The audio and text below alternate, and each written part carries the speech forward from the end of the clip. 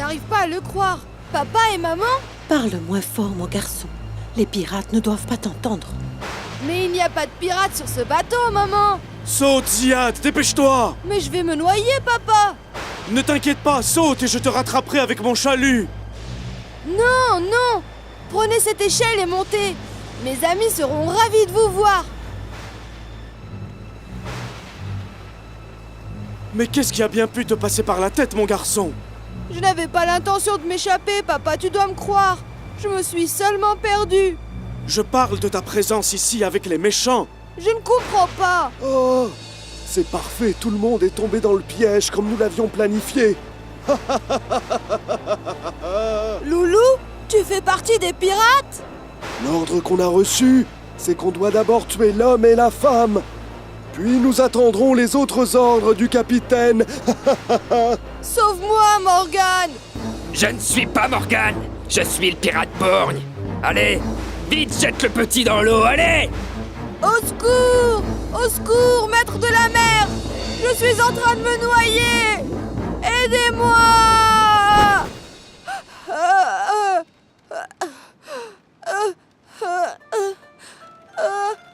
Maître de la mer! Au secours! Aidez-moi! Je vais mourir! Au secours! Au secours! Hein? Qu'est-ce qui s'est passé? Où est la bande de pirates qui me courait après? Des pirates? Mais de quoi est-ce que tu parles? Tu n'as pas arrêté de crier pendant ton sommeil. Ah, tu nous as inquiétés pour rien, Ziad. Excusez-moi, mais c'était un horrible cauchemar. Un cauchemar? Tu veux nous le raconter?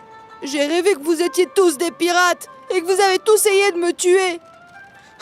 À quoi pensais-tu avant de dormir? Je pensais au petit garçon innocent que le prophète Al-Qidr a tué, alors qu'il n'a rien fait. Tiens, tu vas boire ce lait. Et tu verras, tu vas dormir profondément. Malheureusement, je crois que je n'ai plus vraiment sommeil. Eh bien, dans ce cas, donne-moi le lait. Eh bien, moi non plus, je n'ai plus sommeil. Que diriez-vous de nous raconter ce qui est arrivé au petit garçon? D'accord. Le petit garçon s'appelait Aïtour. Et c'était un enfant unique.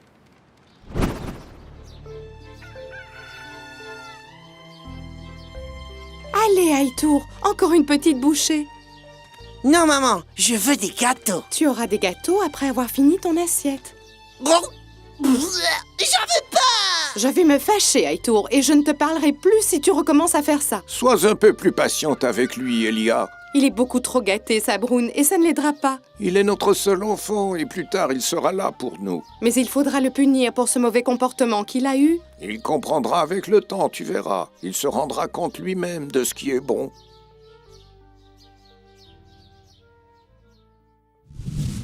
Le soleil est sur le point de se coucher.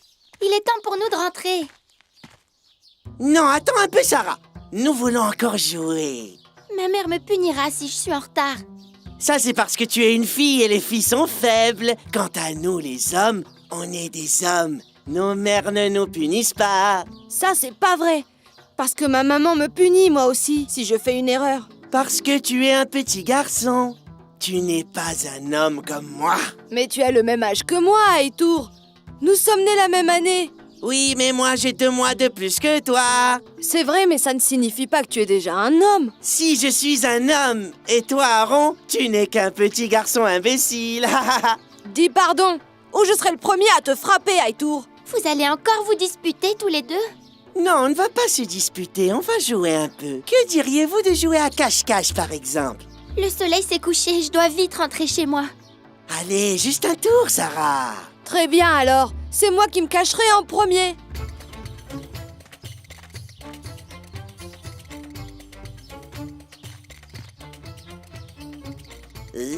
Je t'avais bien dit que tu n'étais qu'un petit garçon, Aaron. Comment tu as su où j'allais me cacher? Tu es un tricheur.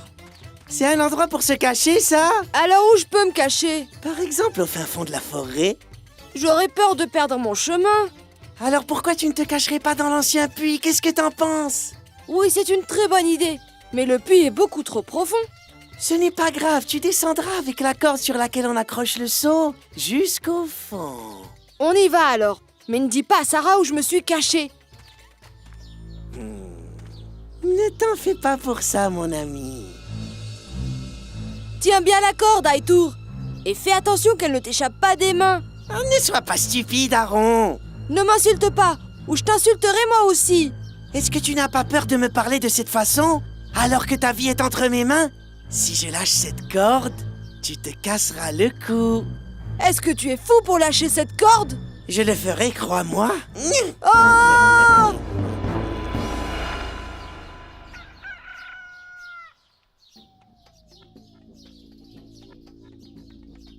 Pourquoi t'es-tu comporté de cette manière avec ton ami, mon fils? Mais je t'ai déjà expliqué que c'était de sa faute, papa. Il a insisté pour se cacher dans le puits, et j'ai essayé plusieurs fois de l'en empêcher, je t'assure.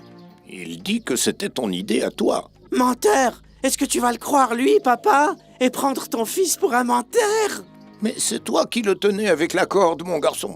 C'est parce que je n'ai pas réussi à l'empêcher de réaliser son idée stupide, papa. Tu aurais dû l'en empêcher. Maintenant, ce petit a du mal à marcher et il a des blessures sur son visage et sur ses mains. Et bien sûr, son père s'imagine que ce qui est arrivé est à cause de nous. Tous les deux mériteraient d'avoir une sévère punition. Ne sois pas indulgent avec Aitour. Mais qu'est-ce que j'ai fait de mal, moi, maman? Heitor, tu vas aller maintenant donner à nos voisins ce que ta maman a préparé. Je vais devoir aller chez ces vieux tous les jours. Je veux jouer, moi. Écoute, Elia, les garçons de cet âge font des bêtises. Il faut être tolérant avec eux. Non, je ne suis pas d'accord, Sabroun. Nous devons faire attention à partir de maintenant, ou bien ce petit se transformera en un criminel. Écoute, Heitor, la mère de ton ancien ami Aaron est morte. Il n'est plus mon ami. Je ne le connais plus, papa. Qu'est-ce que tu dis, mon garçon? Il faut que tu lui rendes visite pour lui présenter tes condoléances. Oh, je ne veux pas, papa. Je veux jouer. C'est un ordre, Heitor. Mais je suis encore petit. C'est les adultes qui doivent faire ça. Alors maintenant, tu es encore petit. Écoute-moi bien, Heitor. Tu vas faire ce que je te dis. Tu vas t'asseoir avec Aaron et tu me laisseras présenter mes condoléances à son père. Et s'il m'insulte? Et s'il me frappe? Il ne fera jamais ça sans raison. L'important est que tu lui dises des mots gentils et que tu le consoles avec compassion. On est d'accord?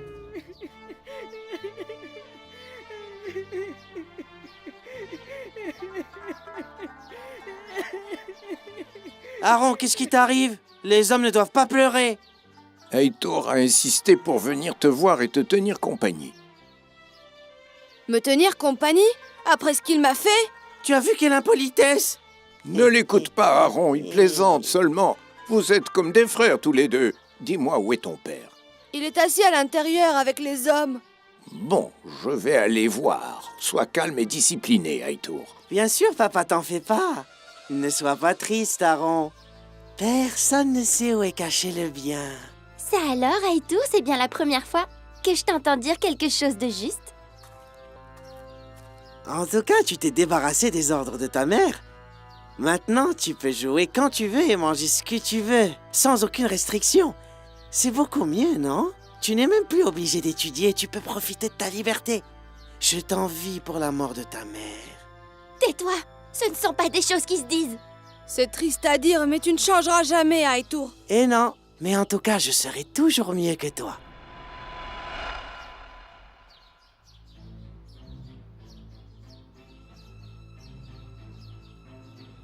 Aitour, où es-tu? Aitour!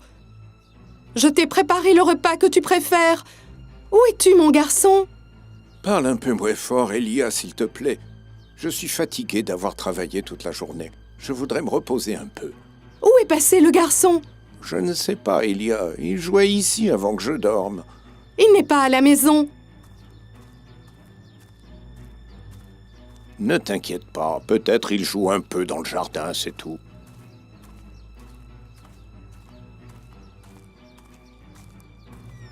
Aitour, où es-tu? Aitour! Je t'ai préparé le repas que tu préfères. Il est peut-être allé chez son ami Aaron.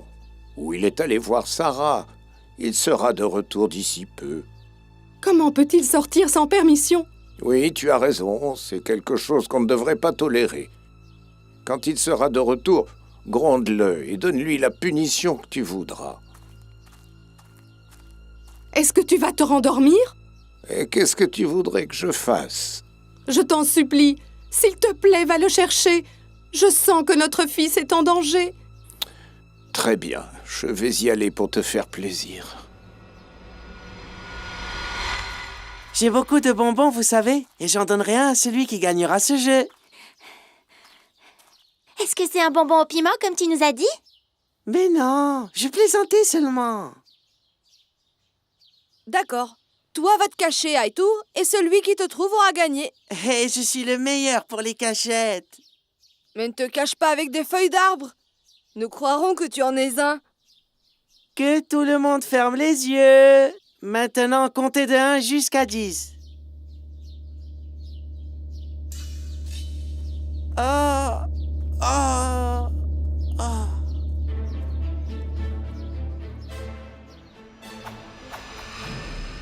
Aitour, réponds-moi. Au secours! Qu'est-ce qui s'est passé? Il s'est évanoui? Non, il est mort. Ma mère était comme ça aussi. Son sang est en train de couler. Qui l'a tué? Je ne sais pas. Qu'est-il arrivé à mon fils? Je ne sais pas. Je vous jure que je ne sais pas, monsieur. En fait, on était en train de jouer à cache-cache. Et quand on a ouvert les yeux, on l'a trouvé comme ça. Oh, mon fils! Oh, mon petit garçon! Oh, oh, oh, oh, oh, oh, oh.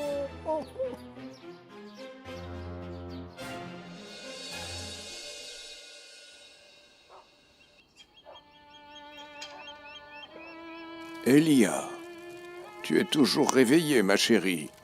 Je vais dormir un peu. Je sais que la mort de Heito te rend très triste. Et pour moi aussi, c'est très douloureux. Mais c'est la volonté de Dieu. Ça fait maintenant 1 an qu'il est mort. Ça fait 1 an qu'il a été tué. Je ne serai pas tranquille avant de savoir qui l'a fait. Il faut que tu te reposes et que tu reprennes des forces pour le bébé que nous attendons. Mon petit Aitour a toujours recherché un frère parmi ses mauvais amis. Ne sois pas injuste envers eux. Ils n'ont rien à voir avec sa mort. Nous ne savons pas qui l'a tué. Il faut être patient et croyant en la volonté de Dieu. Je n'ai jamais fait du mal à personne. Et je n'ai jamais menti. Et je n'ai commis aucun péché dans ma vie. Alors pourquoi? Dieu nous le remplacera. Sois calme et patiente. Je ne suis toujours pas convaincue de ce qui s'est passé. Pourquoi Elkidr a tué le garçon? Alkidr a commis un péché, comme le lui a dit le prophète Moïse, que la paix soit sur lui. Soyez patient pour connaître la vraie raison. Le messager de Dieu, que la paix soit sur lui, disait que le garçon que Alkidr a tué était en réalité né pour être mécréant. Oui. Veux-tu savoir ce que ce garçon aurait fait subir à ses parents si jamais il était resté en vie? Oui, je veux savoir, maître de la mer. Il aurait fatigué ses parents par sa tyrannie et sa mécréance, alors que ce sont de bons croyants qui ne méritent pas d'être traités aussi durement. Le messager de Dieu, paix soit sur lui, a dit « Obéir aux parents est l'un des comportements les plus appréciés de Dieu après la prière au bon moment. » Il est dit qu'un homme est venu voir le messager de Dieu, que la paix soit sur lui, et lui a dit « J'aime faire le djihad, mais je n'en suis pas capable. » Le prophète lui a demandé « L'un de tes parents est-il encore vivant ?» Il dit « Ma mère. » Le prophète lui dit « Traite-la d'une bonne manière, car si tu le fais, ceci équivaudra à un pèlerinage, une omra et un djihad. » Et s'il ne le faisait pas? La désobéissance aux parents, mon fils, c'est un des plus grands péchés. On peut donc comprendre que Dieu a voulu donner à ces gens un bon fils qui les traite d'une bonne façon.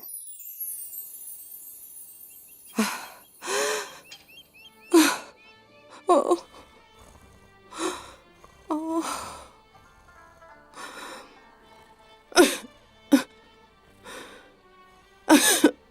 Qu'est-ce qui ne va pas, maman? Je t'apporte un médicament?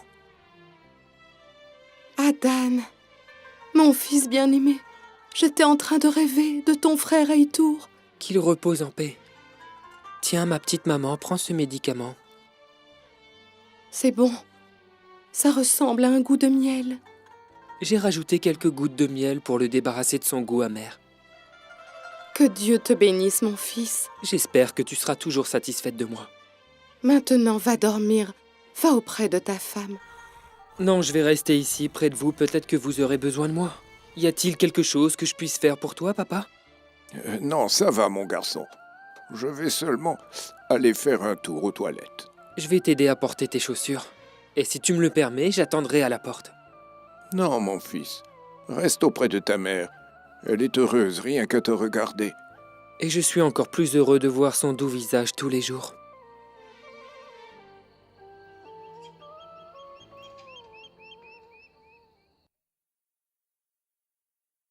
Au nom d'Allah, le tout miséricordieux, le très miséricordieux. Quant au jeune homme, il avait pour père et mère 2 bons croyants. Nous eûmes peur qu'il ne les entraînât dans sa rébellion et son impiété, et nous voulûmes que leur Seigneur leur donnât à sa place un fils plus vertueux et plus affectueux. Allah le majestueux a dit vrai. Mais quelle cruauté incroyable! Qui a été cruel d'après toi? Le garçon à Aïtour, bien sûr. Sa mort a été une grâce pour son père et sa mère. Tu as tout à fait raison, Ziad.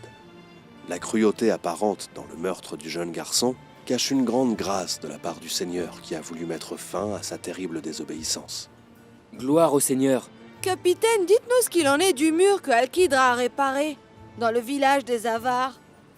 Eh bien ça, c'est une autre longue histoire, mais je te le raconterai demain, si Dieu le veut.